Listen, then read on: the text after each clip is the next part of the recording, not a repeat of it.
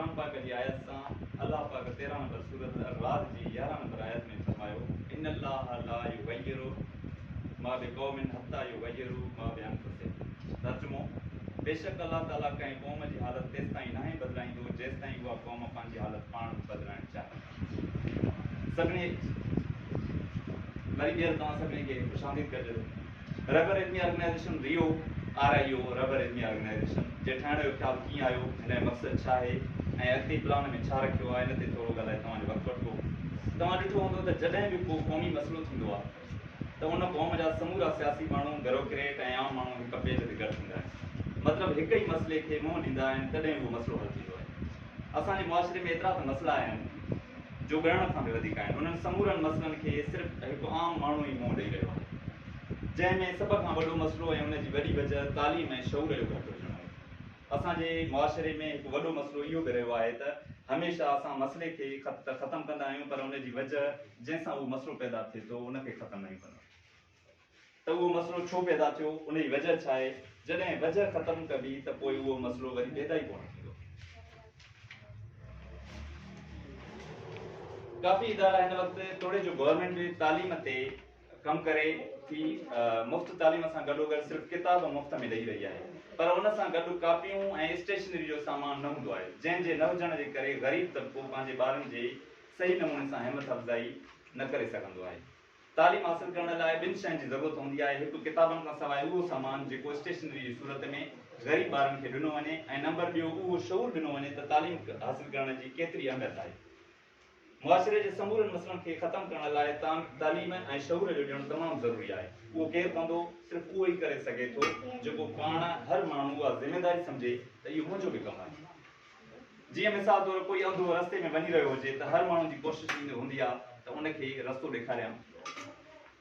ऐं किरण खां बचायां। ईअं ई साॻी तरह जेकॾहिं शऊर जी अखियुनि वारा माण्हू जंहिंखे ॼाण आहे पाण ते फ़र्ज़ु सम्झनि त उहे उन्हनि माण्हुनि खे जंहिंखे शऊरी तालीम न आहे ऐं नई सहूलियत आहे शऊर ॾियनि, जेकॾहिं नथा ॾेई सघनि त घटि में घटि उनजी मदद करे सघनि था।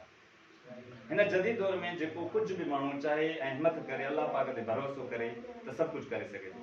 गुज़िरियल साल असां कुझु दोस्त गॾिजी क़ौमी रजिस्ट्रेशन जे बारे में ऐं उनजी अहमियत जे बारे में जेकाबाद ज़िले काफ़ी ॻोठनि में वियासीं। आम माण्हुनि नंढनि ॿारनि जे बेफारम ज़रिए क़ौमी रजिस्ट्रेशन, निकाहनामा ठाराइण ऐं ॼमण जे सर्टिफिकेटनि जे ठाराइण जी केतिरी अहमियत आहे उहो शऊर ॾिनो, जेको असां आवाम खे ई फ़ाइदो आहे। अहिड़ो कमु असां कुझु दोस्त पाण में गॾिजी पंहिंजे ख़र्चे ते कयो, अलहमदुलिल्लाह सुठा कामयाब थियासीं। वरी हिकु ॿियो केस हिकु लेडी जो हुयो जेका प्रेगनेंट हुई,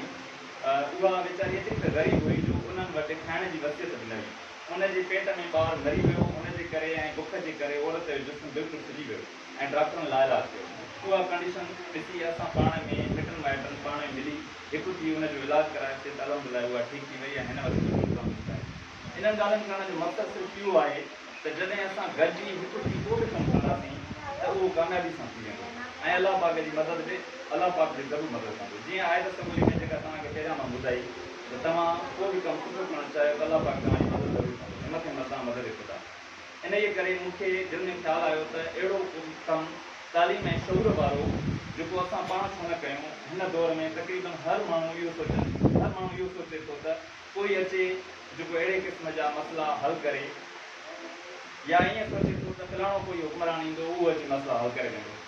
यादि रखो जेसि ताईं असां पाण मतिलबु शऊर वारा अहिड़नि मसइलनि खे ख़तमु करण लाइ हथु न विझंदासीं तेसि ताईं कुझु बि न थींदो। हिन तंज़ीम ठाहिण जो मक़सदु हिकु थियणु आहे, बग़ैर कंहिं फ़िरका परस्ती जे, बग़ैर कंहिं सियासत जे, क़ौम जे, रंग नसल जे। अहिड़ो हुकुम असांजे आका अलैहिस्सलातु वस्सलाम जन हुज्जतुल विदा जे मौक़े ते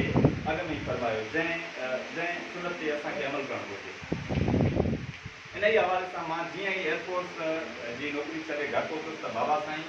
ऐं उस्ताद आबिद हुसैन सुमरो जेको हिन तंज़ीम जो सफ़र ते हलाए उन सां मशवरो कयो, जंहिंखे ॻाल्हि वणी ऐं मूंखे हिमथायो। हिन तंज़ीम जो नालो ऐं मक़सदु ख़ासि बाबा साईं बरियामती शेख ऐं उस्ताद आबिद हुसैन सुमरो सरपर ते आला, जंहिंजी शफ़क़त ऐं मशवरे हेठि तयारु थियो, जंहिं ख़ासि इनायत करे 2 टे मुसलसल हफ़्ता ॾेई मुंहिंजे तसवर खे अमली शक्ल ॾियण ताईं पहुचाइण में रहनुमाई कई, जंहिंजो मां तमामु घणो मुराद आहियां। उन सां गॾोगॾु उन्हनि दोस्तनि ख़ुशूसी मामलत कारकुन करो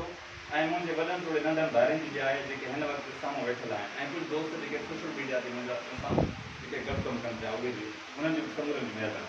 हाणे अचूं था त हिन तंज़ीम जो मक़सदु छा आहे। तव्हां ॾिसी रहिया आहियो त पेनाप्लिस में असां रेबल में ऑर्गेनाइज़ेशन जो मक़सदु वाज़े लिखियो आहे। असां हिन वक़्तु सिर्फ़ु कहिड़े मक़सद बुनियादी तालीम लाइ शऊर ऐं कंप्यूटर तालीम लाइ वसीलो फ़राहम करणु ते कमु करणु शुरू कंदासीं। बाक़ी हेठनि मसइलनि जे बारे में सिर्फ़ु शऊर ॾियण जी कोशिशि कंदासीं, जेको अलहमदिल्ला अॻ में असां करे रहिया आहियूं। बुनियादी तालीम जंहिंखे असां प्राइमरी तालीम बि चऊं था, जेका हर माण्हू लाइ टी आहे। बुनियादी जेका तालीम आहे प्राइमरी, उहा असल में अखी उहा आहे जेको असां चवंदा आहियूं इंसान जे टी आहे, उहो प्राइमरी तालीम आहे। बाक़ी छो जो अख सां त माण्हू ॾिसे थो, जेका प्राइमरी तालीम आहे उन अख सां ई त असां पढ़ी सघंदा। बाक़ी जेका मथे आहे उहो हुन ताईं क़ाबिलियत या जेको असां वधीक जेके तालीम असां टेक्निकल हुजे, हंड्री हुजे या पोइ असां स्पेशलाइज़ेशन था कयूं, उहो आहे। पर अख जेका आहे उहा प्राइमरी आहे। उनजी इंशा अल्लाह असां सपोर्ट कंदासीं उन्हनि जेके ग़रीब ॿार आहिनि। ऐं नंबर ॿियो हंड्री तालीम जी आमद जो शऊर ऐं वसीलो फ़राहम करणु। अॼुकल्ह तव्हां ॾिसो ख़ासि शिकारपुर डिस्ट्रिक्ट में जेकी काफ़ी सारी कंपनीज़ आहिनि, जिन में असांजा कुझु दोस्त कमु कनि था। कंपनीज़ आहिनि, कंपनीज़ जेके आहिनि टेलीकॉम 20-25 ठही वियूं आहिनि। उते जॾहिं बि को दोस्त वञे थो, असां बि पंहिंजी को दोस्त जेकॾहिं वञे थो त जॉब जे लाइ, त उन्हनि खे को न को टेक्निकल को हुन खां हुनरी तालीम पुछनि था त तव्हां सिविल इंजीनियरिंग कोर्स थियल आहे, रेफ्रिजरेशन या कंहिं शइ में तव्हांखे डिप्लोमा थियल आहे, कुझु आहे त जेको वञे त चयोसि नहीं मुंहिंजी सिर्फ़ु मास्टर थियल आहे। मतिलबु सिर्फ़ु असांखे अकेडमिक तालीम जी ख़बर आहे त जेको आहे फर्स्ट ईयर करणी आहे, HSC करणी आहे, अॻिते जेको आहे मास्टर ग्रेजुएशन वग़ैरह इहा असांखे करणी आहे। बाक़ी असांखे टेक्निकल एजुकेशन जी माण्हुनि में शऊर तमामु घटि आहे पर तमामु घटि। उनजी शऊर जी बि असां अहमियत ॿुधाईंदासीं, जेके असां जेको आहे जेके बि असांजा दोस्त हूंदा उन्हनि खे ॿुधाईंदासीं, आगाही कंदा ॾींदासीं अॻिते वरी उहो जो। नंबर 3 आहे क़ौमी सुञाणप फॉर्म बे ज़रिए रजिस्ट्रेशन जी अहमियत जो शऊर ॾियणु। मां सां थोरो टाइम आहे, ॿ 2 मिंट तव्हांखे थोरे बारे में ॿुधायां। क़ौमी सुञाणप फॉर्म बे ज़रिए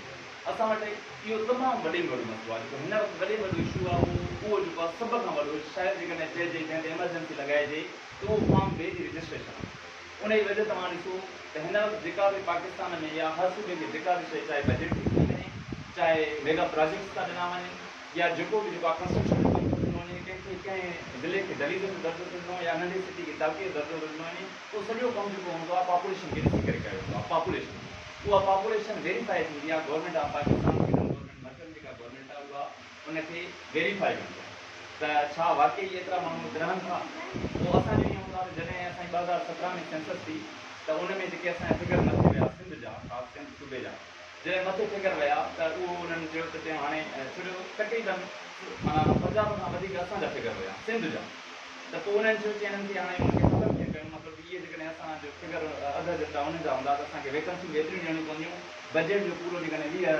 अरब या जेतिरा बि आहिनि उनजो हाफ़ ॾियणो पवंदो। इन करे इन्हनि खे ख़तमु कयो, इहो थोरो तरीक़ो उन नादरा मां वेरीफाई करायो, जंहिंजे करे उहो जेको आहे मुकमल फिगर ग़लति करे हाणे हिन वक़्तु जेके असांजो शो थिए थो 25 to 26 जो आहे असांजी उहा शुरू थिए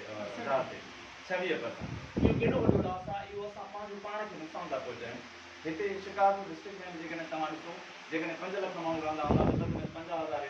रजिस्ट्रेशन थींदी हूंदी, थियल हूंदी, बाक़ी थियल ई हूंदी। ऐं जे बाक़ी न थियल हूंदी त मथां जेको कुझु बि ईंदो, भले फंड्स अचनि चाहे वैकेंसीज़ अचनि, उहे कहिड़े हिसाब सां ईंदियूं, सिर्फ़ु 50,000 जे करे, बाक़ी जे लाइ न ईंदियूं। पोइ असां जेकॾहिं रड़ियूं कयूं घोड़ मतिलबु उहो कयूं त यार असां लाइ मसइलो थी वियो, असांखे मेडिसिन नथियूं मिलनि या पोइ ॿिए जेके आहिनि वैकेंसी नथियूं अचनि। हर माण्हू इहा दावा कंदो आहे बेरोज़गारी आहे, त फंड नथा अचनि, रस्ता नथा ठाहिनि। इन जी वजह जेका वॾे में वॾी आहे उहा असां पाण बि आहियूं। त नंढनि ॿारनि जी रजिस्ट्रेशन न ई कराईंदा बेफ़ारम, त उनजा ॼमण जा सर्टिफिकेट वग़ैरह न ठाराईंदा, सिर्फ़ु जेको 18 सालनि जो जेको थिए थो CNC कार्ड था ठाराइनि, बाक़ी नथा कराइनि। इन जो बि असां शऊर ॾींदासीं माण्हुनि खे ताकी उहे ईअं कनि। छो जो सभ खां वधीक इन ते जेको कमु हले थो पियो उहे पंजाब गवर्नमेंट करे थी, जेका तक़रीबन 98% जेके आहिनि उनजा माण्हू ख़ासि जेके मथियां ऑफर थी कई उन्हनि जा इलाइक़ा, बाक़ी जेके हेठि आहिनि उहे त घटि, पर उहे कनि था त उन्हनि खे सभु कुझु वधीक थो मिले, उहे ख़ुशहाल बि वधीक थी विया आहिनि। असां इहो असांजो फर्ज़ु आहे त असां नंढनि ॿारनि जी उन जो शऊर ॾियण जी असां इंशाअल्लाह कोशिशि कंदासीं। नंबर 3 घरोदारनि लाइ रोज़गार जो मसइलो, इहो असां प्लान में रखियो आहे। जेकॾहिं असां अॻिते हली इंशाअल्लाह ताला तव्हांजी सपोर्ट हुई, दोस्तनि जी, अल्लाह पाक मदद कंदो, त बेरोज़गारनि लाइ रोज़गार जो मशवरो ॾियणु ऐं वसीलो फ़राहम करणु। मशवरो असल में मशवरो बि वॾी शइ आहे, त माना कंहिंखे तव्हां गाइड कयो, तव्हां कंहिंखे रहनुमाई कीअं कयूं। फॉर एग्ज़ाम्पल मिसाल तौरु जेकॾहिं कंहिं क्लर्कल का पोस्ट अचे थी, जॻह अचे थी, त उन लाइ छा हूंदो आहे त असांजा न्यू जनरेशन हज़ारनि जा हज़ार, मतिलबु जेकॾहिं सिंध लेवल ते अचे त लख माना जेको फॉर्म भराइनि था, पर उन्हनि जो न त टाइपिंग कोर्स थियल आहे, न उन्हनि में पास बि करे सघनि था, पर वञी पैसा पैसा भरे करे चालान तैयारे वो खर्च कनि था पर उनखे ख़बर न आहे उन अधु माण्हू ड्राफ्ट था थियनि पैसा उनखे ज़ाया था थियनि त उन्हनि खे शौक़ु केरु ॾींदो इहो जेका रिस्पॉन्सिबिलिटी आहे उहा असांजी आहे उन्हनि माण्हुनि जी आहे जंहिंखे शौक़ु आहे सिर्फ़ु जेकॾहिं सिर्फ़ु असां पंहिंजे लाइ न हर माण्हू अॼुकल्ह पंहिंजे लाइ त नेचुरल फिनोमेना आहे हर माण्हू जेकॾहिं तव्हां ॾिसो पोइ जेकॾहिं तव्हांखे डपु लॻे त तव्हां पाण खे बचाईंदो इहो त नेचुरल आहे पाण ई कंदो बुखार अचेव तव्हां पाण ई मानी कंदो हर शइ तव्हां एॾा करे पंहिंजो त पेट भरींदो असल अमल जेको आहे उहो ॿिए इंसान सां बि ख़िदमत आहे ॿिए माण्हू में शौक़ु पहुचाइण इहो अच्छा आख़िर ते मेरिट ते नौकिरी हासिलु करण लाइ मशहूरु ऐं गाइड करणु मेरिट ते नौकिरी हासिलु करण लाइ इहो ई आहे माना इहो ई साॻियो शौक़ु माना हिन में अचे थो त जेकॾहिं माण्हू ॾिसो त असां रस्तो ॾेखारियूं था मेरिट जे लाइ तव्हां जेकॾहिं का हीअ जॉब थी अचे तव्हां हिन लाइ इहो करो जेकॾहिं बैंक में जॉब अचे त फॉर एग्ज़ाम्पल जेका जंहिं शइ में अचे जंहिं ट्रेड आहे हुन सां आहे त असां उन हवाले सां असां हुनखे गाइड कयूं त तव्हां हे कोर्सिस कयो जेकॾहिं तव्हां कंपनीज़ में वञण लाइ चाहियो त तव्हां टेक्निकल जेके आहिनि का स्पेशलाइज़ेशन जा जेके हुनरी जेका तालीम आहे उहा तव्हां करे सघो था इन जे लाइ असां कमु कंदासीं ऐं उन सां गॾु इहो कुझु टाइम थियो जेको सोच में हुयो उस्तादनि जी बाबा साईं जी आहे महिरबानी जो उन्हनि साथ ॾिनो ऐं काफ़ी सारा जेके दोस्त साईं जी वेठा आहिनि सोशल वर्कर आहिनि न्याल गंभीर साहब साईं जिन जेके आहिनि दोस्त उन्हनि जे हाणे हिन में असां रेफर जी ऑर्गेनाइज़ेशन हिकिड़ो मेंबर रजिस्ट्रेशन फॉर्म रखियो आहे जेको ओवरऑल मेंबर हिन फॉर्म में तव्हां ज़रूरु पढ़ियो हूंदो हिन में मां हेठि मुकमल वज़ाहत ॾिनी आहे हिकु त इहो मक़सदु जेको तव्हांखे ॿुधाए छॾिया सर तक़रीबन उहे मक़सद हिन में आहिनि ऐं नंबर ॿियो जेको आहे हिन में कंहिं बि माण्हू खे बाउंड न आहे कुझु दोस्तनि सां इहो हाल थियो जेके पंहिंजे मां जॾहिं एयरफोर्स में माना जेकॾहिं 1 लख दोस्त असां गॾिजी मतिलबु दोस्त त लख कोन थींदा पर जेकॾहिं हूअं ओवरऑल जेके माण्हू आहिनि शिकागो डिस्ट्रिक्ट जा जेकॾहिं हिकु 100 रुपयो कंहिं हिकिड़े माण्हू खे ॾियनि कोई बि हुजे ज़रूरी न आहे त मूंखे ॾियनि या कंहिं बि माण्हू हिकिड़ो 100 रुपयो उहो छा आहे उहो जस्ट रुपया त ईअं सम्झो चाहे उहो माण्हू ॾींदो त हुनखे कंहिं क़िस्म जो असरु न पवंदो पर जेकॾहिं लख माण्हू हिकिड़ो 100 रुपयो जमा थो करे त उहो करोड़ रुपयो थो थिए कंहिं ते असरु न पवंदो पर उहो करोड़ रुपयो जॾहिं जमा थिए थो उहो माण्हू कंप्यूटर सेंटर सेंटर खोले सघे थो ट्यूशन सेंटर खोले सघे थो माण्हू ग़रीबनि जी मदद करे सघे थो ऐं अहिड़ा जेके ग़रीब जेके टैलेंटेड आहिनि हिते हाणे तव्हांजे लाइ सरप्राइज़ छोकिरो वेठो आहे तव्हां हैरान थी वेंदो मल्टी टैलेंटेड छोकिरो आहे 4 या 5 साल हुनजी एज आहे तव्हां मैथमेटिक्स में प्लस जा सुवाल पुछो 15 14 त तव्हांखे ॾिस मां तव्हांखे हाणे ॾेखारियां थो तव्हांखे फौरन जवाबु ॾिए पर हुनखे को बि सपोर्ट करण वारो न आहे को हुनखे कंहिं बि क़िस्म जी सपोर्ट करण वारो न आहे जेकॾहिं असां जहिड़ा माण्हू इनखे सपोर्ट न कंदा त शायदि इहो असांजे लाइ माना वॾो हिकिड़ो बोझ हूंदो असां हिनजी लाज़मी आहे असां असांखे सिर्फ़ु इहो ई न आहे त सिर्फ़ु असां पंहिंजी ख़िदमत पंहिंजे बचनि जी कयूं पर न पाड़े वारनि जी ऐं कंहिं ॿियनि जी बि जिन ते असांखे फर्ज़ु थिए थो असां करे सघूं हे मेंबर रजिस्ट्रेशन जेको फॉर्म आहे इन में हिन जो सिर्फ़ु मक़सदु असां इहो रखियो आहे त माण्हू खे डिटेल वेठूं उनजी क़ाबिलियत ॿिए ताईं क़ाबिलियत पहुचाए कीअं हिन में वज़ाहत लिखी आहे जीअं कुझु अहिड़ा स्टूडेंट जेका पहिरियों मां तव्हांजी ॻाल्हि कई त काफ़ी सारे दोस्तनि खे रोज़गार माना कंहिं जॉब लाइ जेके अप्लाई कनि था त उनखे ख़बर न आहे त तरीक़ो कहिड़ो वठूं मतिलबु रहनुमाई कोन थो करे हाणे हिन जो जेकॾहिं असां हीअ प्लेटफॉर्म असां ठाहियोसीं त असांखे इहो फ़ाइदो थींदो त जेकॾहिं फॉर एक्ज़ाम्पल को खानपुर जो को दोस्त आहे हुनखे मतिलबु उहो सुठो हाईली क्वालिफाइड आहे उहो उस्ताद आहे को क्लर्क आहे त उनजे पाड़े जो जेको छोकिरो हूंदो उहो हुन ॾे हूअं त न वञी सघंदो पर हिन प्लेटफॉर्म जे थ्रू जेकॾहिं उहो बि असांजो मेंबर थी थिए थो हर क़िस्म हर माण्हू जेको बि आहे उहो असांजो जेकॾहिं मेंबर थियो त असां हुनजे थ्रू हुनजी असां हेल्प करे सघूं था त भाउ हे तो वटि अचे थो छोकिरो हिन जी तूं हेल्प करे हिनखे फॉर्म भरे ॾे पर जेकॾहिं हुते को सफ़ा ग़रीब को स्टूडेंट आहे कोई यार ग़रीब आहे जेको मज़दूर आहे हुन वटि नंढा आहिनि हुनखे पढ़ण जे लाइ माना रसीद न आहे पढ़ाइण लाइ ॿारनि जे लाइ त उते वरी को असांजो अहिड़ो दोस्त आहे जेको टीचर आहे हुनखे चयो महिरबानी करे जेकॾहिं तव्हां हिनखे ट्यूशन ॾेई सघो कंहिं हिकु ते कहिड़ो मतिलबु अलाए राज़ लाइ ख़ुदा वास्ते त माना हे हिकिड़े क़िस्म जो असां प्लेटफॉर्म ठाहियो आहे असां कंहिंसां सिर्फ़ु राब्ते रखण लाइ कंहिंसां कंटेक्ट करे सघूं ऐं हुनजी क़ाबिलियत ॿिए ताईं पहुचायूं या वरी जेकॾहिं के जॉब अगरि अचनि थियूं त घणनि छोकिरनि खे त फैसिलिटी बि न आहे त इंटरनेट जी फैसिलिटी हुजे या ॿियो को अहिड़ो को सोर्सिस हुजनि जंहिंजे करे उहो माना किथां पुछी सघे त अप्लाई कीअं करिणो आहे ऐं आख़िरी डेट छा आहे त ईअं असां सां राब्तो पवंदो असां कम से कम हुनखे असां गाइड करे सघंदासीं त इहा हिकिड़े क़िस्म जी असांजे लाइ प्लेटफॉर्म ठाहियो आहे कंहिं बि माण्हू खे असां बाउंड न आहे हिन में वज़ाहत ॾिनी आहे त सिर्फ़ु सोशल कमु आहे वेलफेयर कमु आहे इन में जेकॾहिं को सपोर्ट कंदो त हुनजी महिरबानी थींदी उहो माना ईअं सम्झो त पंहिंजे पाण ते एहसान कंदो छो जो फीसबिल लाइ कमु हूंदो पर जेकॾहिं को नथो करणु चाहे को मसइलो न आहे सिर्फ़ु form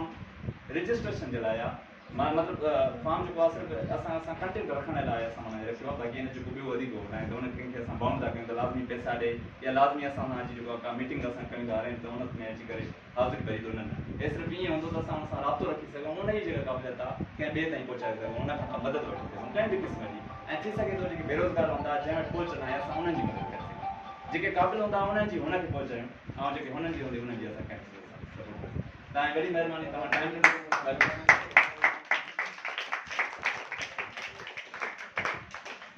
very well, man. Thank you.